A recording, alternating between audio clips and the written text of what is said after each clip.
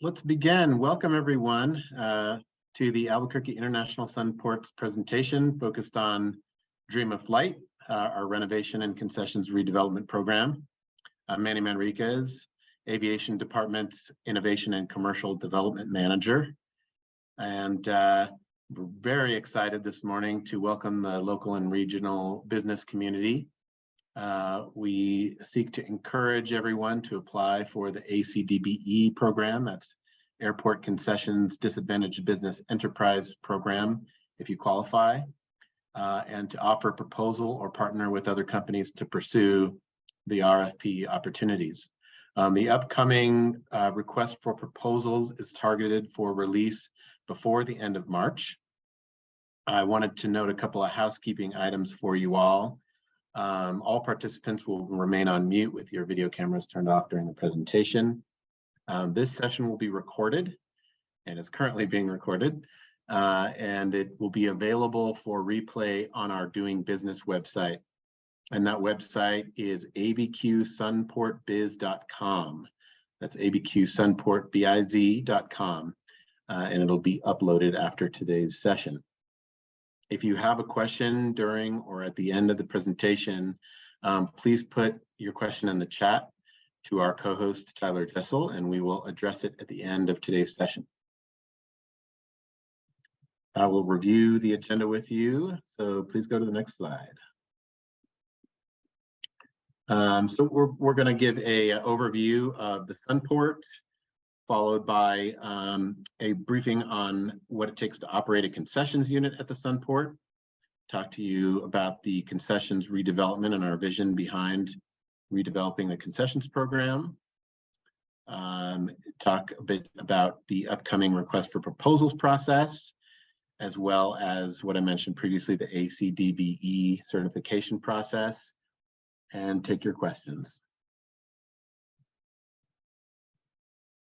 This is a rendering of the future T-connector, really widening out the entire T-connector, doubling the size of that corridor. In fact, we've got other renderings, obviously, that you can see on the website, and been doing a lot of media engagement recently, so you might see some of the renderings on there as well.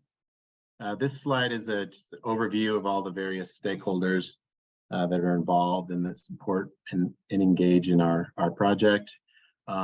Airports, by their nature, are very complex facilities that involve, a wide range of these stakeholders. Sometimes they have differing objectives. So I want to just make our objective very clear. Our main objective here at the Sunport is to serve our passengers and to ensure that they have the best experience possible when they travel through the Sunport.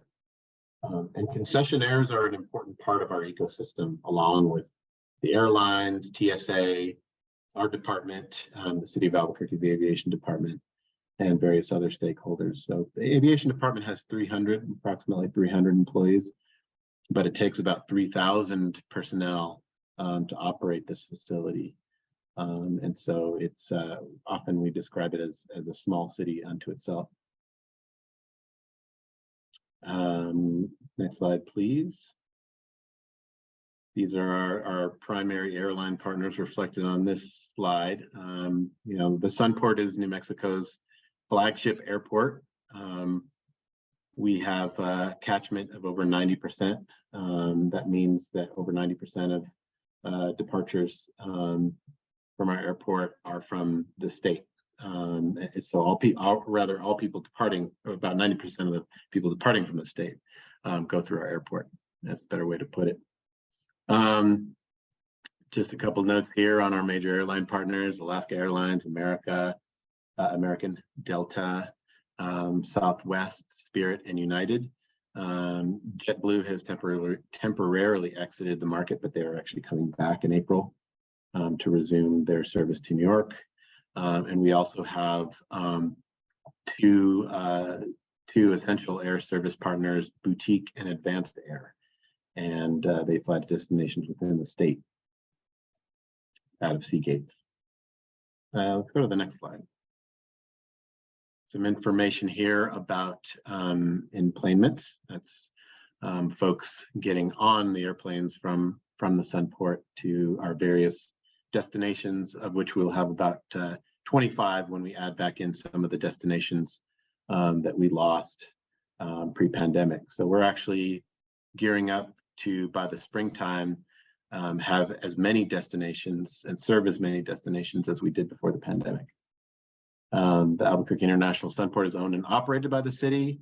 And prior to the pandemic, we welcomed 5.4 million passengers a year, roughly. We've got about 97% of all travelers of that 5.4 million, 97% beginning or ending their travel at the Sunport. So it's really an origin and a destination. We have really done great in terms of the recovery of our travel volumes. We're hovering somewhere between 90 to 95% of pre-COVID travel volumes. So we're really building back up our air service. We're getting closer and closer to offering the same number of flights as before. And so that really means that this opportunity to operate concessions units in the Sunport is very promising. Got a lot of passengers coming back.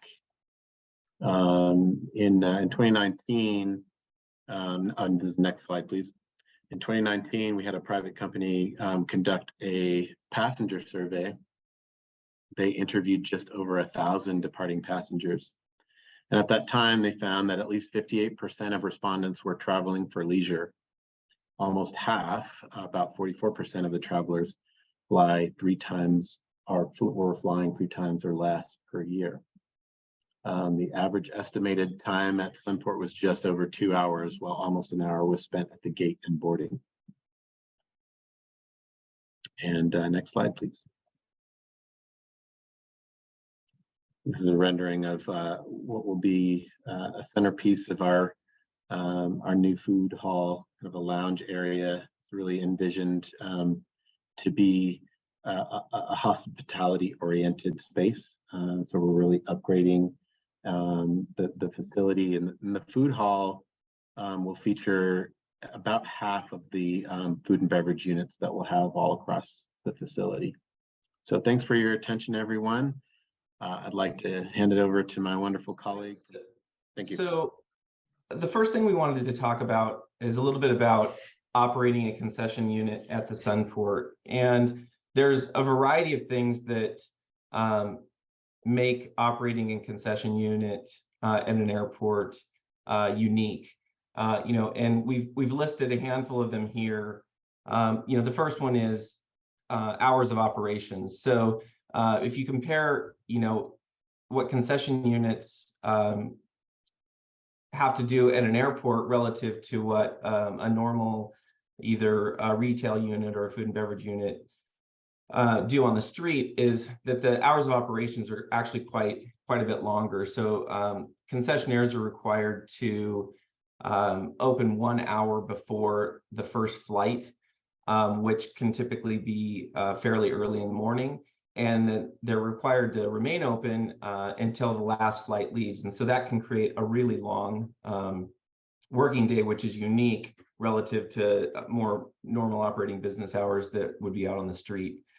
Another item is the badging and security process. So the majority of the units at the airport are located post-security. And so employees are required to pass a background check in order to be able to work at those units. And so, being able to hire staff that can pass a background check are also important.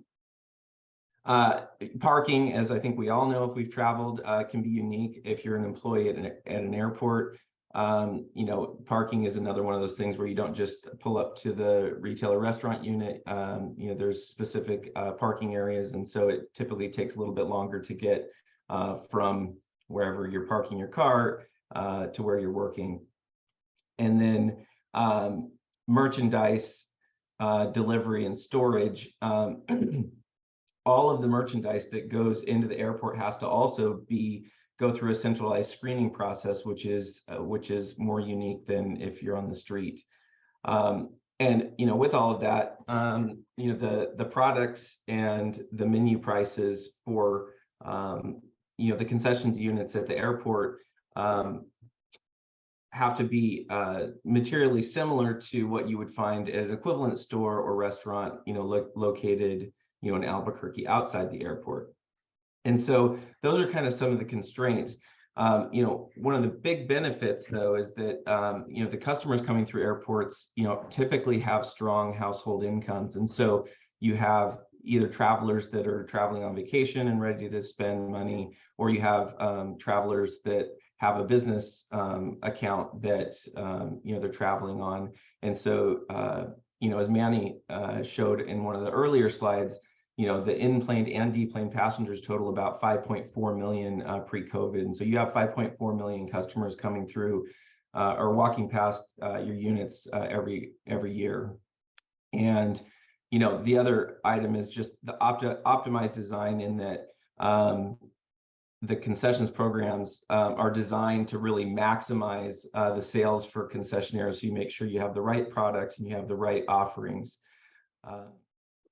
Okay, types of companies and concepts. So there are several different both types of companies and concepts that are that can be examples of what can be operated at the airport. So on the left-hand side, you have different types of companies that would operate a concessions unit. The first one is an owner-operator. And so an owner-operator is someone that owns the concession unit, contracts with the Sunport, and operates the business at the Sunport. Another example of how this can happen is you can have a concessionaire that's owned by a partnership, and that partnership could be two partners coming together to run the concession. And this is common, especially with local or ACDBE companies that'll partner with a regional or a national company. And then the last example that we've shown here is a subtenant. So you could have a concessionaire that may sublease a specific space to another company to run it in its entirety. As far as the concepts of how this might work, you can have you can have franchise agreements where the franchisee signs an agreement with a national or regional or a local concept to be able to run that franchise. You can also have licensing agreements where the concessionaire license has an agreement that allows a third party to operate a local or regional concept. And then the last item is you can have proprietary brands, and these are typically brands that are developed by operators that are specifically optimized for the airport environment.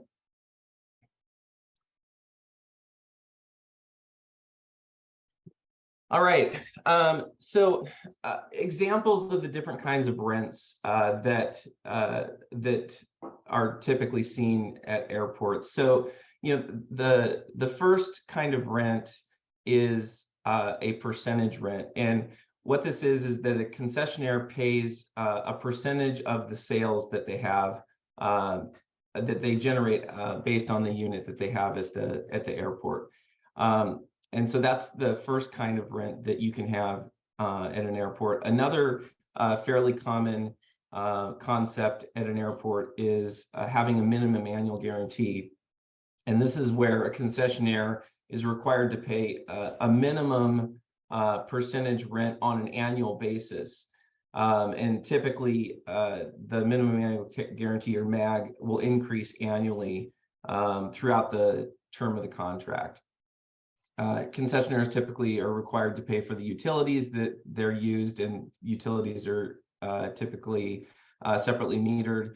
And then any storage that's needed that is separate from the footprint of the concession unit is charged on a predetermined rate on a separate basis.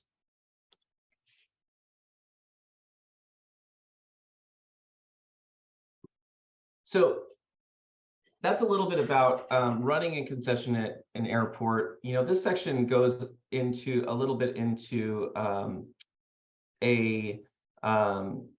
little bit about the redevelopment of the concessions program. And so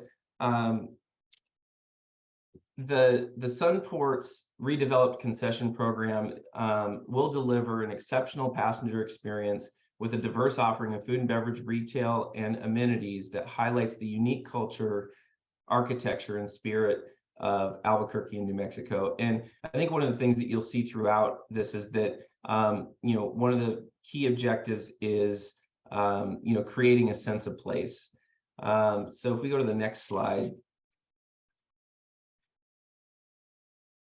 there's really four objectives that we're focused on to create the optimum concessions program. The first one is to showcase Albuquerque, and a well-designed concessions program that will represent and promote the spirit of Albuquerque's and New Mexico's vibrant culture, sites, and cuisine. And so again, this is the idea of creating a sense of place. The second area is to really create the best passenger experience that we can. And the concessions program should meet the current and future needs of passengers and customers through strong customer service, providing diverse offerings, and having reasonable prices. The third item is really economic impact, and this is really threefold. This is the ability of the program to generate additional sales for the concessionaires, generate rental revenue for the Sunport, and also generate tax revenues for the city. And then finally, creating jobs and economic stimulus. So we want to encourage local and airport concessionaires, disadvantaged business enterprise participation, and generate jobs through active outreach and strategically designed competitive solicitation process. So those are really the four key objectives of the concessions program. So a little bit about the upgrades to the program itself. So the first item is more selection after security. The program is set up to increase the size of the available units by about 20% after security. So the program right now, there's quite a few retail offerings, retail and food and beverage offerings prior to security. And as you saw in one of the things that we learned from the passenger survey is that people spend about 2 hours in the airport, and most of that time is spent past security. So what we want to do is provide those opportunities for passengers to enjoy the concessions offerings once they've gotten through security. The passenger journey is going to be updated. So TSA is going to be relocated to accommodate the expanded concessions program. And so this will strategically place concepts to maximize the passenger experience and the concession sales. And you saw some renderings of the food hall. So the food hall renderings that you see in some of those pictures, that's actually where TSA security is today. And so TSA security will actually move forward closer to the escalators at the top of the escalators at the airport. Also want to provide just the opportunity to have new concepts. Customer research and industry trends have helped guide what those concepts are going to be. We want to showcase Albuquerque. Again, this is the idea of creating that sense of place that represents and promotes the spirit of Albuquerque, New Mexico's vibrant culture, sites, and cuisine. And then provide additional amenity space, just increase the availability of seating, entertainment, and interactive spaces for the passengers that will increase their dwell time in concessions areas. So the types of concessions that you'll see in airports, obviously on the food and beverage side, you're going to have full service restaurants. These are sit-down restaurants. You'll have counter service cafes. You'll have grab-and-go opportunities, typically a bar, and then opportunities for snacks and desserts. On the retail side, typically what you'll see is kind of a key travel essentials component, and that's kind of your snacks and magazines, and then that'll be augmented by kind of specific retail opportunities that are for electronics, books, apparel, art, local gifts, all of those things that passengers want to do, grab a souvenir before they leave the airport.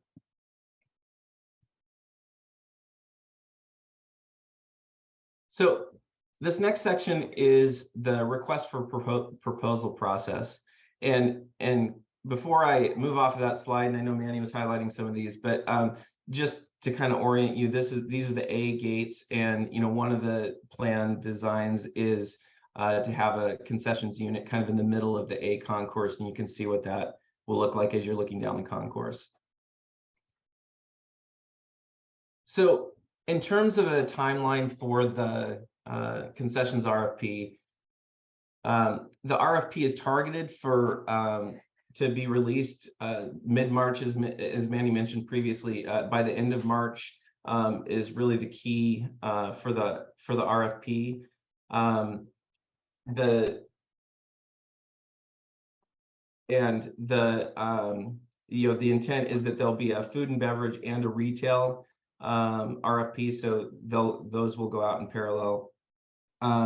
It's recommended that eligible disadvantaged business enterprises get registered as an ACDBE, and we'll go over this in a minute, but there's more information about that coming up. And the construction of the redesigned concessions program is anticipated to be completed by about the fourth quarter of calendar year 2024.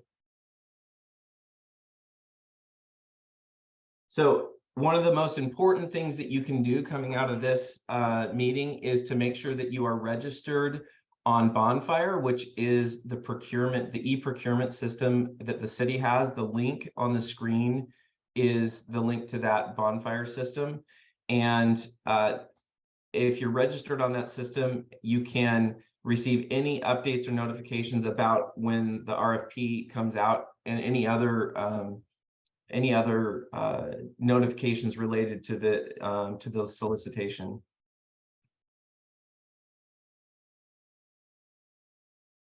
So within the RFP, again, we can't get into the details of what will be in the RFP, but just in general, examples of proposal elements that are typically in concessions programs are, there's three here that are on the screen. The first one is concepts and design. So one of the key elements, obviously, of a redesigned concessions program is what concepts and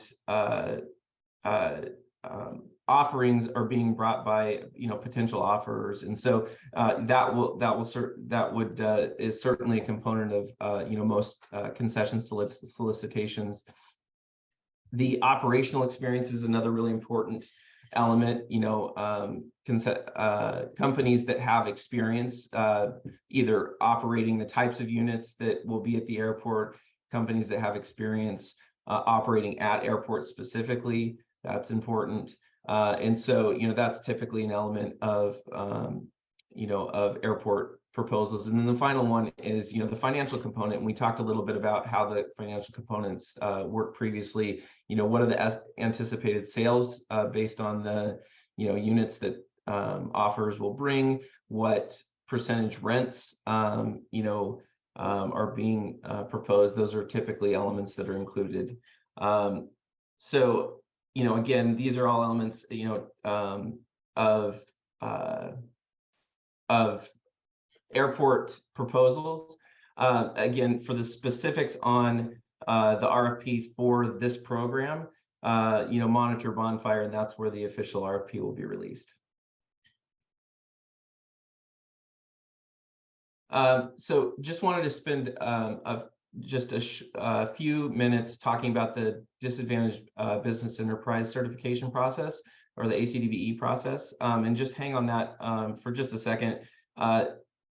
And all of these renderings are available on the Sunport's website, the Doing Business website that was mentioned earlier. But just to pause here, this is a rendering of, you know, what one side of the food hall, once it's redesigned, is going to be. So you're actually looking at the space where the TSA exists today. So that will look very different once it's complete. But you know, the idea is that we'll have concessions units along the outside wall there, similar to what you would see here.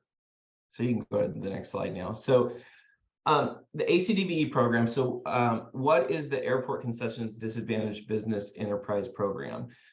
This is a program that is established in accordance with the regulations of the U.S. Department of Transportation, 49 CFR Part 23. So this program is specifically put in place so that you know, disadvantaged business enterprises, as defined by Part 23, have an equal opportunity to receive and participate in concessions opportunities. And if you go to the next slide, there was actually an ACDBE webinar where we went into this into a lot greater detail. That is posted on the Sunport's Doing Business website. And that entire session was recorded, and it would encourage folks, if you're interested or think you would qualify for the ACDBE program, to go watch that webinar. And there's all the information that you need in that webinar to get certified if you might qualify for that. And the final, we also wanted to just make sure the certification process is actually done through the New Mexico Department of Transportation. The link to that is in this presentation as well, and it's also in the ACDBE webinar presentation. So again, that application process can typically take, I think it was 8 to 12 weeks. And so the sooner you can get started on the application process, the better. So with that, I will pause and just double check and see if there are any questions that came through. And I'm actually not seeing any questions that came through. So just want to say again, appreciate everyone joining today's session. If there were folks that of that were not available to come to this session today, this session was recorded, and it'll also be posted to the Sunport's website under the Doing Business section for the terminal redevelopment. And with that, we'll end the session. And thank you. There you go. Tyler, sorry to interrupt. Sure. Just want to give participants a couple more minutes. If you do have a question, let's give you another minute to put it in the chat, just in case.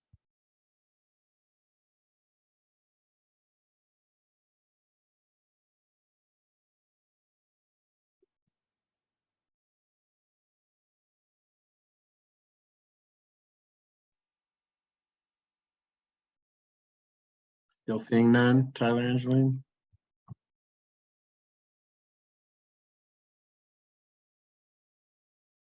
I'm just looking here. So make sure we don't miss any questions.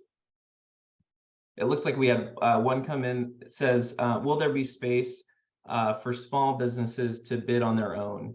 And so I think on that one, we at this point, we can't specifically say what, how the RFP will be, published and put out to the business community.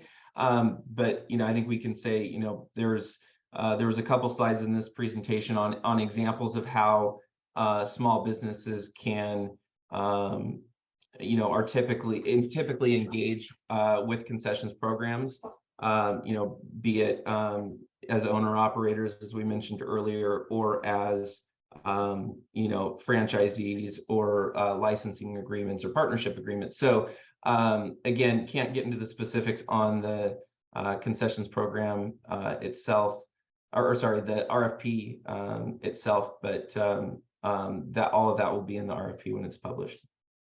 Thanks, Tyler. And let me just chime in. You know, one of the reasons we did this session is to really outline the different kinds of opportunities that there's going to be. So as Tyler is indicating, you know, it's somewhat sensitive.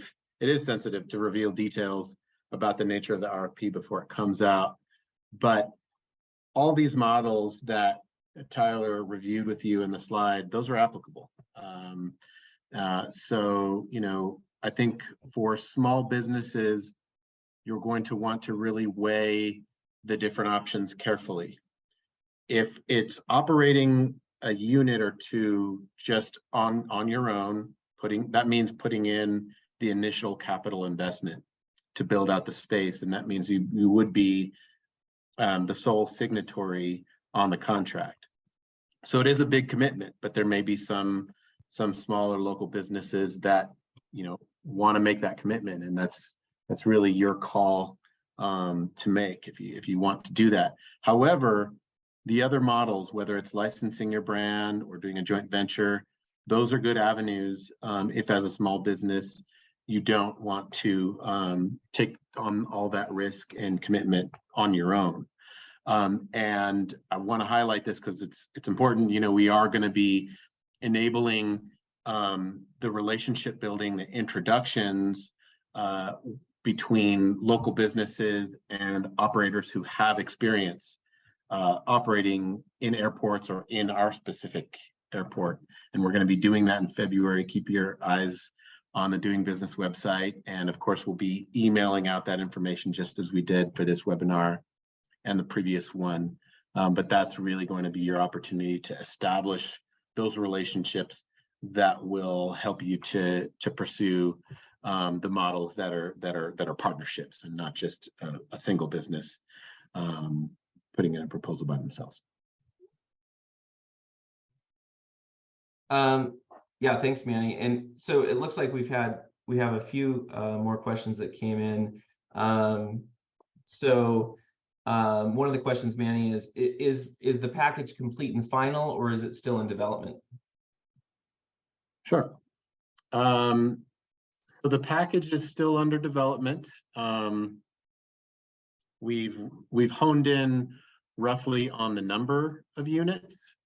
Nothing is final until we finalize the RFP. So I just want to be very clear that this is still in flux. But overall, at our full capacity before the pandemic, we had 26 food, beverage, and retail concessions units. And we're aiming for about the same, and it's very likely to be the same number of units. Obviously, the locations of the units will change, and what I can tell you is that we have planned 2 pre-security units in the Great Hall, and everything else, the other 24 or so, would be post-security. And then maybe, Manny, I don't know, and again, I'm not sure the context behind the question, but maybe could you just mention a little bit about the point that we're at as far as the design of the program and, you know, the layout, you know, and whether or not that's kind of finalized at this point? Sure. Yeah, just briefly on that. So square footage wise, there will be an increase in overall concession space. Part of, well, I'd say, you know, the most impactful change is going to be the establishment of that food hall that's estimated for 8 food and beverage units where TSA is currently located. And then directly south from the food hall, as you go into the facility to the T connector and towards the concourses, that's where you get to the T connector. Now, right now you have with the T connector on the east side, you've got the current food court, and on the west side, we've got all retail shops.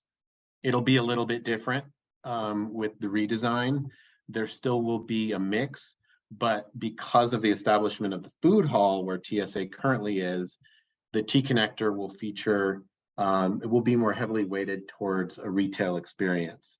And even just looking at this rendering you see right now on this last slide, that shows you where a kiosk is contemplated to be. I see that there's a question about, will there be smaller booths or kiosks? Yeah, the answer is yes. There will be kiosks roughly around this size. You know, don't really have the exact information about square footage to share at this stage. That will obviously be in the RFP. But those smaller kiosks that, like you see right there, there'll be a couple more of those in the concourses, and those will be smaller than the inline larger retail units.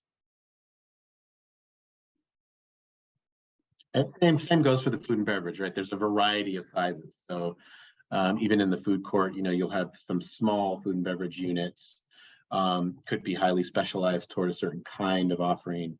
Whereas as you get out into the concourse, towards the concourses, you'll see much larger units available there for the food and beverage program. As far as the package being complete and final, yeah, like I think we've been indicating, you know, pretty clearly, it's still in development. But because the construction company, Jane's, which is the construction manager at risk, and they manage the whole construction project along with our design team and the aviation department, they're pretty well far along the whole process. We're very near completion of 100% construction documents. So the spaces are being planned out, are almost done in terms of that planning process. So, you know, we're very close to the end of this phase here. I'm just looking at some of the other questions. Already addressed the kiosk question. Is there opportunity for business without airport experience? Yes, so there will be opportunity for businesses to operate that don't have airport experience. And that can be as a sole bidder on a small package or one unit. But that could also be through these other mechanisms that are offered for partnering. But, you know, one of the guiding principles behind this whole program is inclusion and really ensuring that we're doing our best to support the local business community. So, you know, we encourage you, if you haven't operated in an airport, to participate. And that's, you know, very much one of the reasons behind doing this information session. And I'll say, if you have questions after this that you need clarity on, if you received notification about this either directly from one of my team members here at the aviation department, or from the Minority Business Development Agency, or our small business liaison, Carrie Bender, or any other city person, please, you know, reach out to them and let them know you have a question, or you can contact me directly. My email is mmanriquez@cabq.gov. That's mmanriquez@cabq.gov.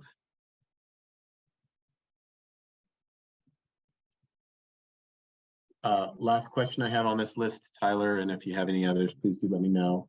Yep. I see there's a question that says, will there be partnerships or funding available for small disadvantaged businesses? So we're still working out the funding component. Partnerships, yes, absolutely. So I'll speak to that first. Again, we're going to do a matchmaking session in February. That's when we'll enable the partnerships. And one thing that you can do to be sure that you are included in that session is make sure you go to our Doing Business website and sign up for notifications there. Now, I can tell you that the large prime operators, the operators who are already present here in the Sunport, who will be vying for operations again in this next RFP, they will be interested in meeting you as a small business. Everyone understands, we've been really clear that we want to reflect the local brands and local flavors and products of Albuquerque and of the region and of the state. And so that's no secret. So that means that we're really actively encouraging that relationship building, those connections, so you can explore what partnership can look like. As far as funding opportunities, I think the only advice I can give you at this stage, you'll obviously see more details in the RFP, but at this stage, you're going to want to really focus on what the funding streams that you can secure from your lenders. That is going to be your best avenue. So if you're thinking about it, especially if you're thinking about, a pretty significant outlay of capital, either as a sole operator or in a joint venture model, you want to, really start exploring that now. It is a significant investment.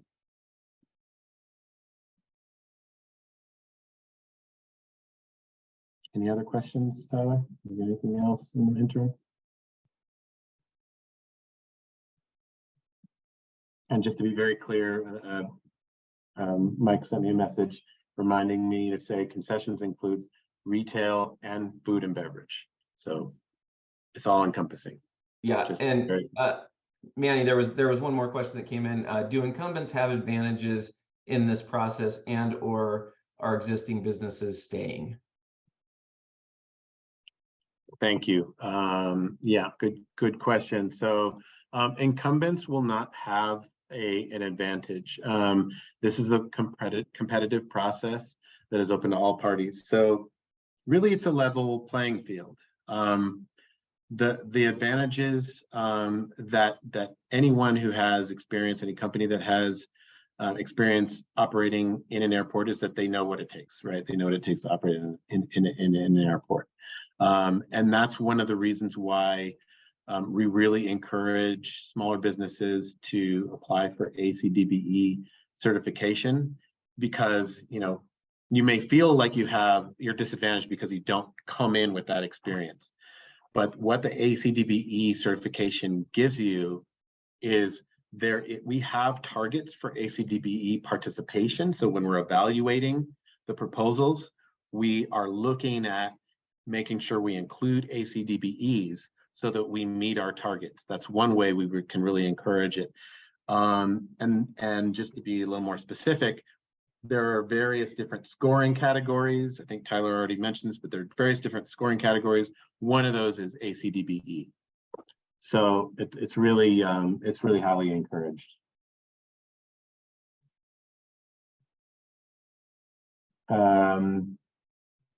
Any other questions, Tyler? I don't have any other questions that came through. Okay. All right. Well, sounds like that's it. We're almost to the end of the hour anyway, so great timing. I just want to thank everyone who joined us today in this session. I hope that the information was helpful. This has been a team effort. Just to kind of make this very clear, Tyler Jessel, Angeline Schreiber, and Mike Golden are all consultants that have been working with us on this process for quite a long time. I think in all cases, we're talking a handful of years that we've been working on this.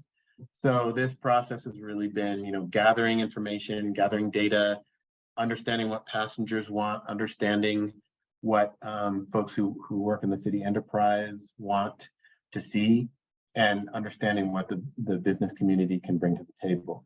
And so when we say we're focusing on local representation, we really mean it. We're very sincere in that. And this is a once in a generation opportunity to completely refresh the program. And we hope that everybody is on board, and really look forward to meeting some of you and discussing in person in February. The matchmaking session that we hold in February will be towards the second half of the month. And so we'll make sure that notification about that matchmaking session really happens well in advance of the session itself. Thank you very much, everybody. Have a wonderful day.